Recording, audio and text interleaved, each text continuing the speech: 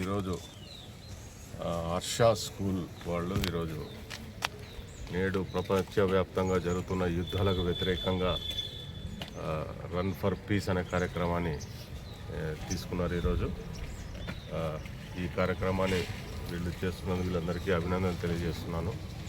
ఎందుకనంటే ప్రపంచవ్యాప్తంగా ఈరోజు ఎన్నో యుద్ధాలు రష్యా దగ్గర కానీ, తర్వాత మనకు ఇరాన్ ఇజ్రాయెల్ వార్ ఇవన్నీ జరుగుతూ ఉన్నాయి ప్రపంచవ్యాప్తంగా. దాంతో మనకు ఈ ఆయిల్ ప్రైస్ అన్నీ పెరిగిపోయి మనకు నిత్యావసర సరుకులు కూడా చాలా పెరిగిపోతూ ఉన్నాయి. కాబట్టి ఇలాంటి మంచి కార్యక్రమం తీసుకొని ప్రజలకు అవగాహన కలిగించడం మరియు విద్యార్థులకు కూడా నేటి పరిస్థితులకు అనుగుణంగా ఏ విధంగా తీర్చిదిద్దుకోవాలనే విషయాన్ని తెలియజేస్తున్నందుకు హర్ష స్కూల్ వాళ్ళందరినీ మనస్ఫూర్తిగా అభినందిస్తూ ముగిస్తున్నాను. ఈరోజు ఉదయం ప్రపంచ శాంతి గురించి విద్యార్థులందరితోటి కూడా ఐక్యతగా ఈరోజు ఈ కార్యక్రమాన్ని చేపట్టడం జరిగింది. మనందరికీ తెలిసిన విషయమే, ప్రపంచం వ్యాప్తంగా కూడా యుద్ధాల వల్ల ఎటువంటి పరిస్థితి నెలకొంది, ఎటువంటి అనిశ్చితి అశాంతి నేటి ఈ సమాజంలో ఉంది అనేది మనందరికీ తెలుసు.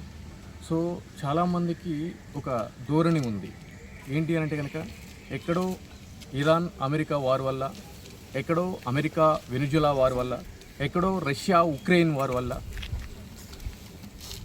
ఎందుకు మన దేశంలో ఆయిల్ ప్రైజెస్ కావచ్చు, ఫ్యూయల్ ప్రైజెస్ కావచ్చు, గ్యాస్ సిలిండర్స్ ప్రైస్ కావచ్చు, ఎలక్ట్రానిక్స్ కావచ్చు, ఈ విధంగా చెప్పుకుంటూ పోతే సామాన్యుడు వాడేటువంటి నిత్యావసర వస్తువులు, బ్రతకడానికి కావాల్సినటువంటి ఎసెన్షియల్స్ ఏవైతే ఉంటాయో అవన్నీ కూడా ఎందుకు ధరలు పెరిగిపోతున్నాయి అనేటువంటి ఒక సందేహం కలగక మానదు.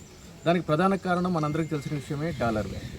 మనం ఏది కొనుక్కోవాలనుకున్నా కూడా డాలర్లో పర్చేజ్ చేయడం చేత ఈ యొక్క వార్ వల్ల అక్కడి నుంచి బయట దేశాల నుంచి రావాల్సిన ఇంపోర్ట్స్ మనం ఏవైతే చేసుకుంటున్నామో, క్రూడ్ ఆయిల్, ఇవన్నీ కూడా ఎక్కువగా క్రూడ్ ఆయిల్, గోల్డ్ అనేది మనం ఎక్కువగా బయట దేశాల మీద ఆధారపడుతున్నాం. ఎందుకంటే కనుక మనము 600 నుంచి 700 టన్స్ ఆఫ్ గోల్డ్ని మనం కొంటున్నాము అంటే కనుక పర్ ఇయర్. దాంట్లో మన భారతదేశంలో ఉన్నది ఓన్లీ 10% గోల్డ్ మాత్రమే. మిగిలిన 90% అంతా కూడా మన ప్రపంచ దేశాల మీద ఆధారపడటం జరుగుతుంది.